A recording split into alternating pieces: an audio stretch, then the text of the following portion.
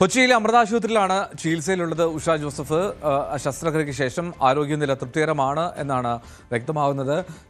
ആജ്ഞ അതിന് വിവരങ്ങൾ നൽകും. ആജ്ഞ, ഈ പുറത്തെടുത്ത കത്രിക അത് പോലീസിന് കൈമാറിയിട്ടുണ്ടല്ലോ. ഇനി ആ കേസിലെ കാര്യങ്ങൾ എങ്ങോട്ട് പോകും, എന്താകും അവസ്ഥ? ഇനി ആ സ്ത്രീയുടെ ആരോഗ്യനില പൂർണ്ണമായിട്ടും തൃപ്തികരമല്ലേ?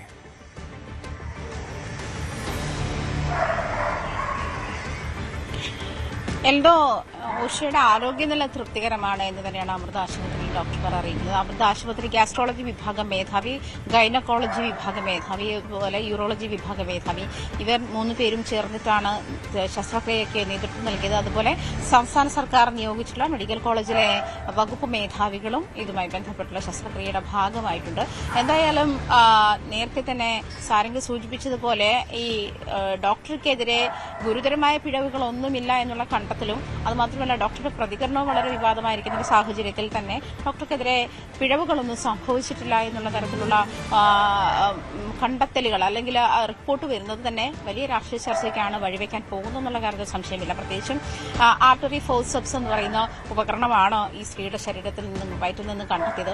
അതും വയറ്റിൽ കുടുങ്ങിയ 5 വർഷത്തിന് ശേഷവും ആണ് ഇത് കണ്ടെത്തുന്നതും. അതും മൂത്രത്തിൽ കല്ലാണ്, വൃക്കയിൽ കല്ലാണ് എന്ന് സംശയത്തിലാണ് ആശുപത്രിയിൽ പോകുന്നത്. അതുമായി ബന്ധപ്പെട്ട അസ്വസ്ഥതകളൊക്കെ അവർക്കുണ്ടായിരുന്നു.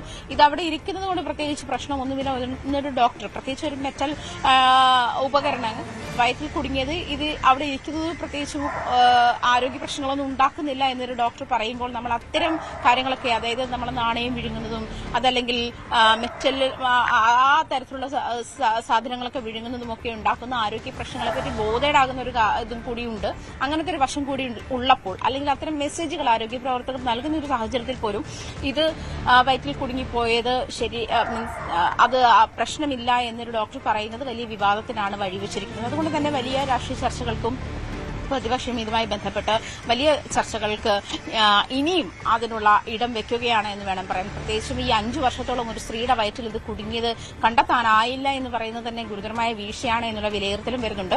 അതുമാത്രമല്ല ഇത് തെളിവ് സഹിതം, അതായത് ഈ ആർട്ടറി ഫോർസെപ്സ് എന്ന് പറയുന്ന ഉപകരണം, അതൊരു കത്രികയാണ്. അത് പ്രത്യേകിച്ചും ഈ ശസ്ത്രക്രിയയ്ക്ക് ഉപയോഗിക്കുന്ന പ്രത്യേക കാറ്റഗറിയിലുള്ള ഒരു തരം സിസേഴ്സ് തന്നെയാണ്.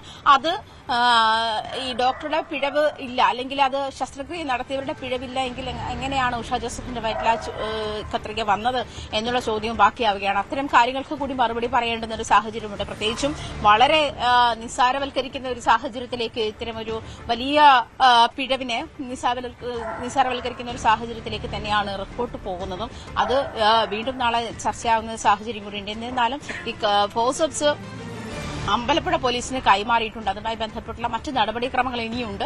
ഈ റിപ്പോർട്ടിന്റെ അടിസ്ഥാനത്തിലാണ് ഇത് പോകുന്നതെങ്കിൽ അത് പക്ഷേ വളരെ വേഗം തെന്നുമാഞ്ഞു പോകുന്ന സാഹചര്യമുണ്ട്. പക്ഷേ പ്രത്യേകിച്ചും ആരോഗ്യ മേഖലയിൽ ഇത് ആദ്യത്തെ സംഭവമല്ല. നിരവധി ഇത്തരത്തിൽ വയറ്റിൽ പോയതും കോഴിക്കോട് ഒരു സ്ത്രീയുടെ വയറ്റിൽ കത്രിക പോയതും ഒക്കെ എങ്ങനെയുണ്ട്. പ്രത്യേകിച്ചും ഇത് ഗർഭാശയവുമായി ബന്ധപ്പെട്ടുള്ള ശസ്ത്രക്രിയയുടെ ഭാഗമായിട്ടാണ് ഉഷ ജോസഫ് ശസ്ത്രക്രിയയ്ക്ക് വിധേയമാകുന്നതും അതിനുശേഷം ഈ കത്രിക ഉള്ളിൽ പെട്ടുപോകുന്നതും ഉണ്ടായിരുന്നത്. അവര് ആ കാലഘട്ടത്തിലൊക്കെ അവരതിന്റെ ബുദ്ധിമുട്ടുകൾ അനുഭവിച്ച ശേഷമാണ് സ്കാൻ ചെയ്ത ശേഷം എന്താണെന്ന് കണ്ടെത്തുന്ന ഒരു സാഹചര്യത്തിലേക്ക് വരെ വന്നത്.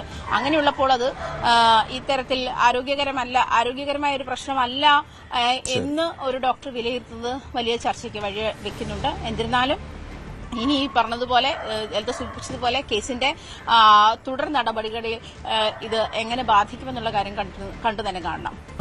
റൈറ്റ് ആജ്ഞയാണ് വിവരങ്ങൾ നൽകിയത്. എന്തായാലും ചികിത്സാ പിഴവ് അക്കാര്യത്തിൽ ഇനി പ്രതിഷേധത്തിനുള്ള സാധ്യതയുമുണ്ട്. ആരോഗ്യമന്ത്രിക്കെതിരെ പ്രതിഷേധം തുടരാനാണ് പ്രതിപക്ഷത്തിന്റെ നീക്കം എന്നുള്ളതുകൂടി പറഞ്ഞു വയ്ക്കുന്നു.